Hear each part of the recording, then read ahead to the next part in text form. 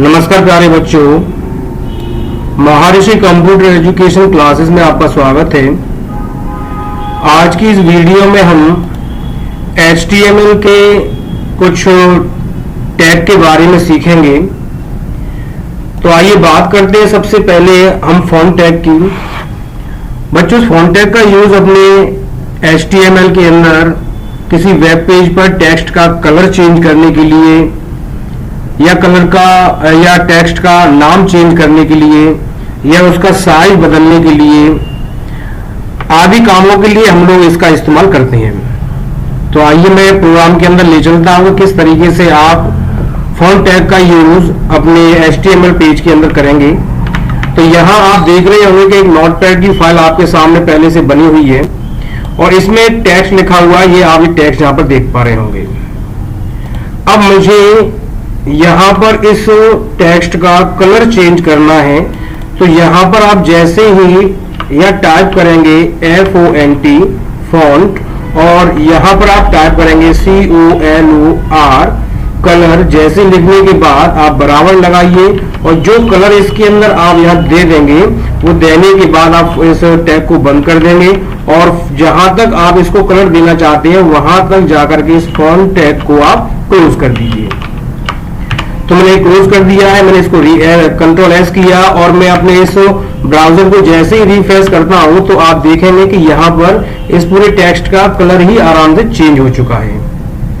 अगर आप चाहते हैं बच्चों इसके अंदर मुझे इसका साइज बढ़ाना है तो आप यह फॉन्ट कलर के अंदर आप लिख देंगे SIZE साइज और जैसे ही आप इसके अंदर साइज या टाइप करते हैं बराबर जितना साइज आप रखना चाहें 20, 30 जो भी इसका साइज देखेंगे आप लिख देंगे एंड कंट्रोल S और जैसे मैं इस ब्राउजर को रिफ्रेश करता हूं तो इसका साइज बड़ी आसानी से बढ़ा दिया जाएगा।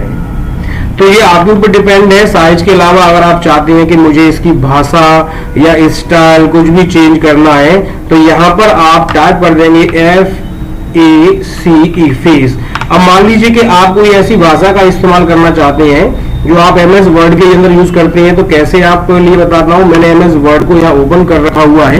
तो यहाँ पर आप ये MS वर्ड को ओपन करके आप यहाँ पर जाकर के चेक कर लो कि कौन सी भाषा में आपको अपना टेक्स्ट को यहाँ रखना है।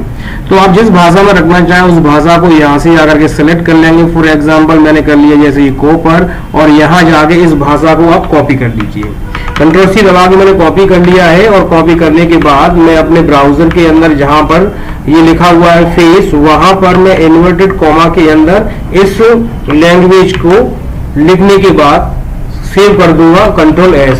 अब मैं ब्राउजर को जैसे ही फिर से रीओपन करके इसको रिफ्रेश करता हूं तो आप देखेंगे तो इसके अंदर भाषा मैंने चेंज नहीं कर पाई, मिस्टेक हो गई है। हम लोग इसके अंदर भाषा को दूसरा लेते हैं। मैंने यहाँ जाके लैंग्वेज ले ली जैसे कि फॉर एग्जांपल ये वाली भाषा एंड इसको सेलेक्ट किया कंट्रोल C। तो जहां मैंने इस भाषा को लिखा हुआ है यहाँ इस भाषा को मैं यहाँ से सेलेक्ट करके यहाँ पेस्ट कर दूंगा और कंट्रोल S।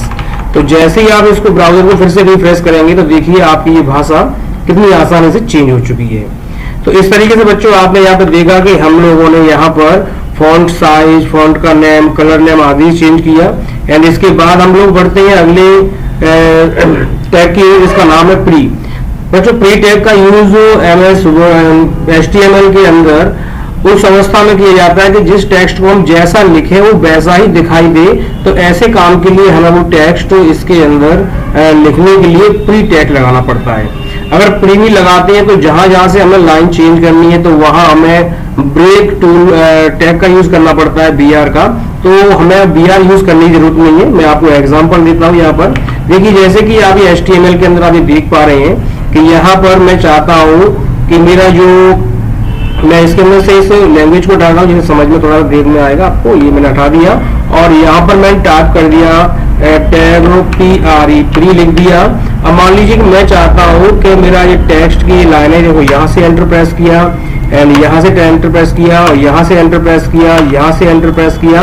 जहां जहां से आपने इस लाइन को चेंज कर दिया है जैसा भी आपने कर दिया है वो करने के बाद अब यहाँ पर मैं इस प्री को बंद भी कर देता हूँ। तो मैंने यहाँ पर PRE को बंद किया और जहां जहां मैंने एंटर प्रेस किया है वहां आप देखना कि हमारे वेब पेज के अंदर कितना डिफरेंस आ जाएगा। तो मैं रिफ्रेश किया तो जहां जहां से मैंने एंटर मारा तो देखो वो लाइन वैसी की वैसी इसके अंदर आ जाती है।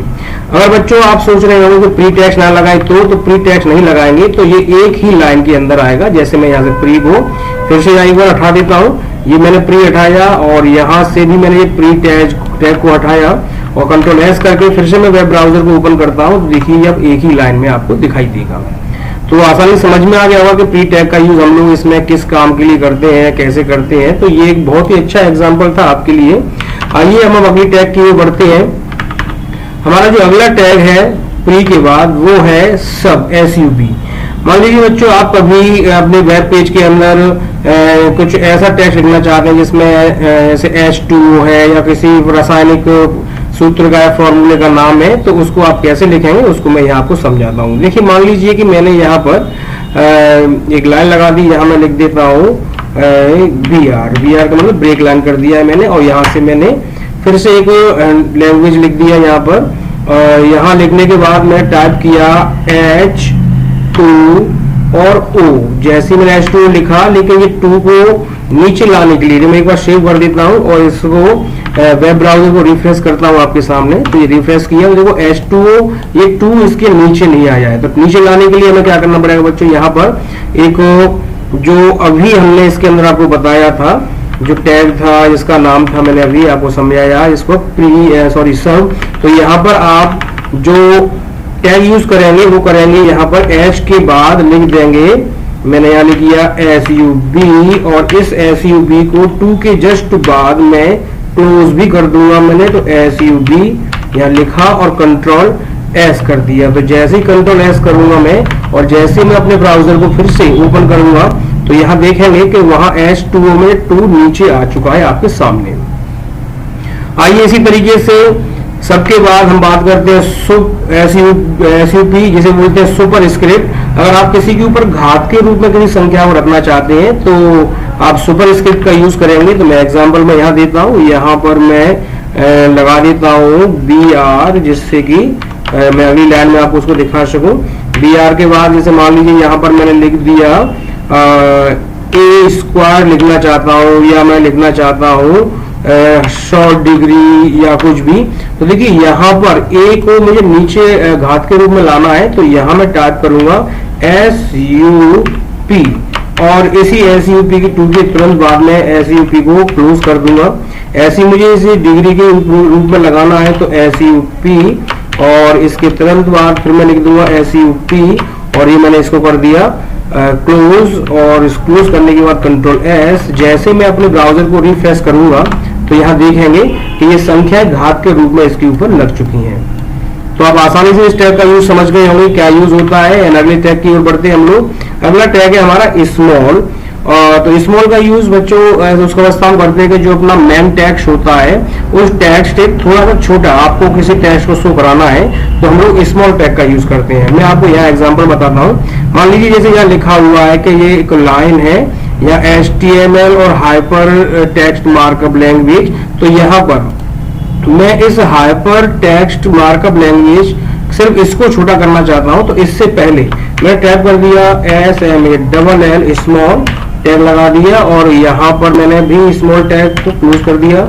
और ये करने के बाद मैं कंट्रोल एस जैसे ही करूंगा तो आप यहाँ पर अपने ब्राउजर में जब रिफ्रेश करेंगे इसको तो देखेंगे यहाँ पर कि यहाँ जो मैंने लिखा है सॉरी मैं देखता हूँ इसको, ये मैं लिखा है इसमें स्पेलिंग गलत कर दी है मैंने। यहाँ पर SMALL और SMALL ये क्लोज एंड ब्राउजर को आप सीधा जाकर के यहाँ रिफ्रेश करेंगे। रिफ्रेश किया तो देखिए ये हाइपर जो है और टेक्स्ट की तुलना में यहाँ पर छोटा दिखाई आने लगेगा। इसी तरीके से अगर मैं यहाँ पर हाइपर के बाद अगर मैं चाहता हूँ कि लैंग्वेज को तो और टेक्स्ट की अपेक्षा बड़ा दिखाई दे तो यहाँ पर आप टाइप कर देंगे BIG और इसको भी मैं यहाँ पर कर दूंगा क्लोज। तो मैंने BIG तो ये और टेक्स्ट की तुलना में ये शब्द आपको बड़ा दिखेगा। देखिए यहाँ पर मैं बात करता हूँ, इस मार्क जो हाइपर को था ये छोटा किया था मैंने और लैंग्वेज को बड़ा किया था। देखो ये और टेक्स्ट की तुलना में आप थोड़ा आपका बड़ा दिख रहा है और ये अन टेक्स्ट की तुलना में छोटा दिख रहा है। तो ध्यान से देखने पर आपको ये बिग और स्मॉल आसानी समझ में आएंगे।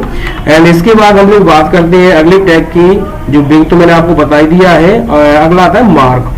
तो मार्क टैग को यूज करने के लिए आपको समझाता हूं कि मार्क टैग का यूज करना होता है ऐसी कंडीशन में जहां मैं चाहता हूं किसी विशेष लाइन को थोड़ा हाईलाइट करके दिखाया जाए। तो बच्चों मैं किसी एक विशेष लाइन को येलो कलर से हाईलाइट करना चाहता हूं, तो मैंने यहाँ टाइप किया MARK और मैं इसको हाईलाइट करना चाहता हूं जैसे कि यहाँ तक कंटेंट तक। तो मैंने यहाँ पर भी इसको MARK मार्क को यहाँ क्लोज कर दिया और कंट्रोल S। तो जैसे ही मैंने यहाँ मार्क को क्लोज किया है और मार्क को यहाँ स्टार्ट किया है, इसके बाद जैसे ब्राउजर पे जाके रिफ्रेश करता हूँ तो जितने हिस्से को मैंने इसके अंदर हाईलाइट किया वो हाईलाइट हो चुका है।